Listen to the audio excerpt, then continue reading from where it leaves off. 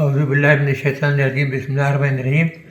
میرے نہایت عزیز پاکستانیوں، بھائیوں، بہنوں، بچوں، السلام علیکم۔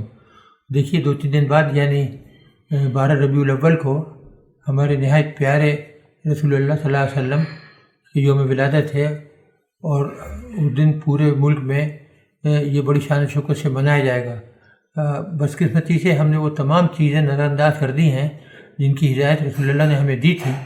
انہوں نے ہر چیز کے بارے میں بتایا تھا کہ کس طرح ہمیں زندگی گزارنا چاہیے، کس طرح پاکیزگی اختیار کرنا چاہیے، غلط کاموں سے اپنے آپ کو بچانا چاہیے۔ کلام مجید میں بھی اللہ تعالیٰ نے تمام چیزوں کے بارے میں بہت صاف صاف بتایا ہے، اور رسول اللہ نے آخری خطبے میں فرمایا تھا کہ میں تمہارے لیے کلام مجید، اللہ کا کلام اور اپنی احادیث چھوڑ کے جا رہا ہوں، اور ان کے اوپر عمل کرنا، اور جو اسے ان پر عمل نہیں کرے گا وہ نقصان میں رہے گا۔ آپ سب مل کر عہد کریں کہ ہم جھوٹ نہیں بولیں گے، احادیث نبوی پر عمل کریں گے، اور کلام مجید میں جو اللہ تعالیٰ نے بہت صاف طور پر ہدایت دی ہیں ہر چیز کے لیے، مکمل ضابطۂ حیات ہے کلام مجید۔ اپنے پیارے رسول جو کہ آخری رسول تھے، جو اللہ تعالیٰ نے، جن کو خاتم النبیین نے خود فرمایا کہ ان کے بعد کوئی رسول نہیں آئے گا، اور اگر کسی نے دعویٰ کیا تو جھوٹا ہی ہوگا۔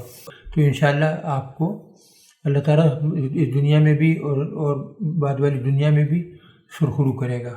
بہت بہت شکریہ۔ والصلاۃ والسلام علیکم ورحمۃ اللہ وبرکاتہ۔